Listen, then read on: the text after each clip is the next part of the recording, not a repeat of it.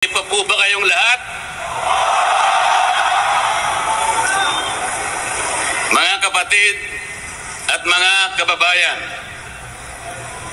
malinaw po nating narinig sa pambungad na pananalita ng kapatid na Edwil Sabala ang pinakalayunin ng malakihang pagkilos na ating sama-samang isinasagawa sa araw na ito. Nais nating katawanin ang nagkakaisang damdamin ng milyon-milyong Pilipino at isatinig ang kanilang pinag-isang mithiin para sa isang mapayapa at nagkakaisang Pilipinas. Kaugnay nito, binanggit din po ang ating kagustuhan na ipaalam sa mga opisyales ng ating pamahalaan ang ninanais at pinapangarap na maayos at epektibong paglilingkod at paglutas sa lumalalang kahirapan na pinalubha pa ng katiwalian at korupsyon, kalamidad, kriminalidad, bangayang pampolitika at iba pa. Kinikilala po nating lahat na nagkakatipon ngayon na sa pagkakaisa, kapayapaan at pagkakasundo lamang natin makakamit ang hinahangad na pagunlad at pagsulong ng ating bansa.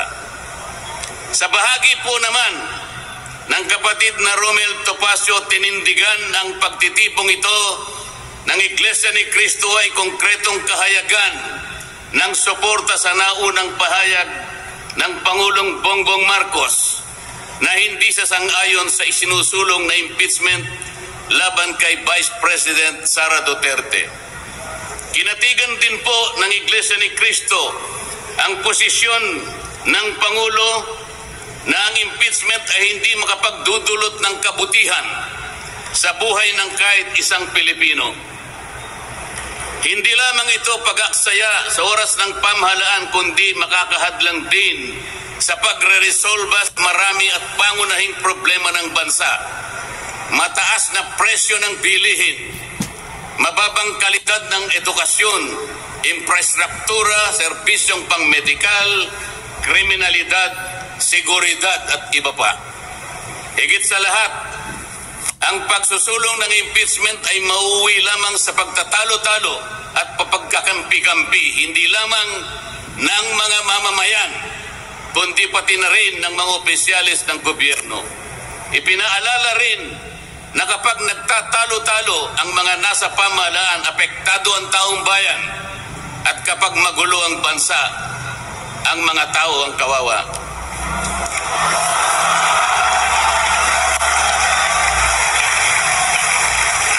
Lagyan po natin ng konteksto ang dalawang pagpapahayag na nauna upang lalong mabigyan ng diin ang kahalagahan ng pagkakaisa, pagkakasundo at kapayapaan sa ikalulutas ng panganib na dulot ng kahirapan dahil sa lumulubhang katiwalian, korupsyon, kalamidad at lalo lamang napabibigat ang buhay at pamumuhay ng ating mamamayan.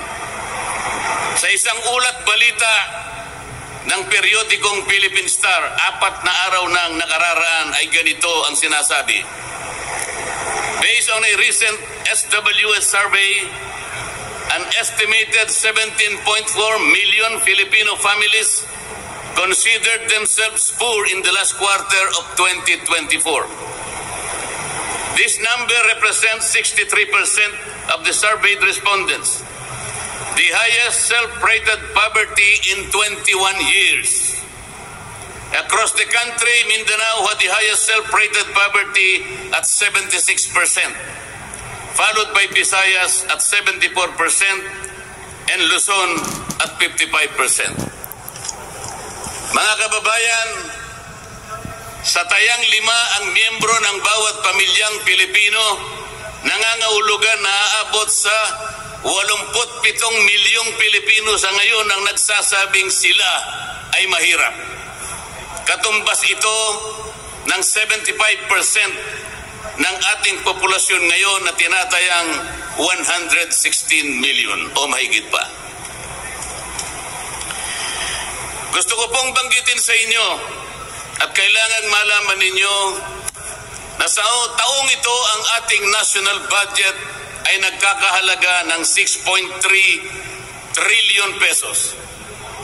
Ito po ang ating national spending. Ang ibig sabihin, ito pong halagang ito ang gagamitin dapat ng pamahalaan upang tugunin ang lahat ng pangangailangan, pangkabuhayan, panglipunan, pangkalusugan, pangedukasyon, pangseguridad, lahat ng kakailanganin alang-alang sa kapakanan ng bawat isang Pilipino.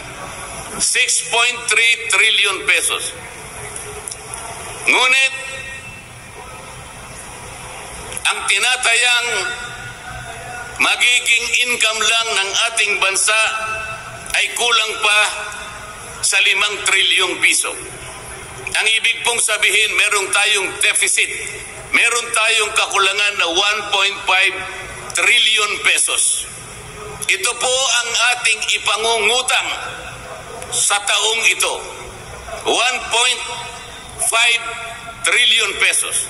Ibig sabihin po, bawat araw tayo'y gagasta ng 17.6 billion pesos. Yun po yung ating gasta. Araw-araw. Ngunit ang ating kinikita ng bansa ay 13.4 billion pesos lamang. Sa makatwid, ang uutangin natin araw-araw ay 4.2 billion pesos. Katumbas ng 175 million pesos bawat oras. Napakabigat po na hinaharap na hamon at problema ng ating bansa. Hindi po biro-biro ito. Ito po'y pananagutan po ng ating mga opisyales. Hindi po pwedeng talikuran ito. Ganito na po kalala ang problemang pang-ekonomiya ng ating bansa. Ngunit, hindi po yata ganito ang naging direksyon, sapagkat sa halip na po unahin ang mga binanggit nating malalaking problema na kinakaharap ng ating bansa, ang inuna po ay mga bagay na mauuwi lamang sa pagkakampi-kampi at pagkakabahagi ng ating bansa. Bakit po? Nagtatagpo ng Quadcom. Ang buong akala ko po sa pagtatatag ng Quadcom, ito po ay 4 na komite sa House of Representatives. Kinonsolidate, ginawang isang makapangyarihang komite na ang buong akala ko, ito ang gagamitin para tutukan ang namumuong problemang lumulubha pa na hinaharap ng ating bansa. Napakataas po ng bilihin, lalo na po yung pagkain ngayon. Nagtanong-tanong po ako, ang isang pirasong kamatis last week is 20 pesos. Tama po ba yun? Ngayon po, may nagsabi sa akin 30 pesos isang kamatis. Ang isang kilong kamatis, 400 pesos. Tama po ba yun? Ang isang piraso ng siling pangsigang ay 10 piso. Yun po yung sinabi sa akin. Tama po yun? 600 pesos per kilo. Yun po ang bell pepper. Dalawang kulay po yata yung bell pepper. Isang berde, isang pula. 45 pesos ang isang piraso. 1,000 pesos ang isang kilo. Bakit hindi po ito yung unang harapin natin? Napakalala po ng presyo ng kuryente sa ating bansa.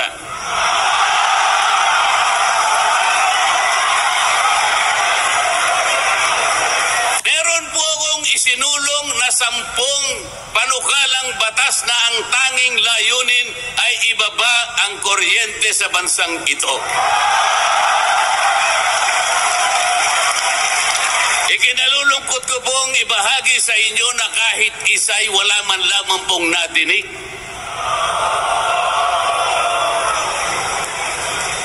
Ano po yung dininig? Pinatawag ang dating Pangulong Duterte, pinatawag ng Quadcom.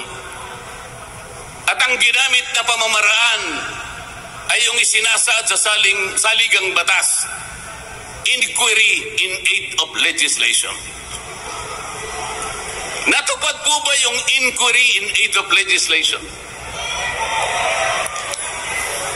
Paano po in aid of legislation kung ang tatawagan nilang resource persons para humarap sa paglilitis na yon ay puro kalaban ng dating Pangulo? Alam po ninyo lahat yon. Pinagtatanong nila yung Pangulo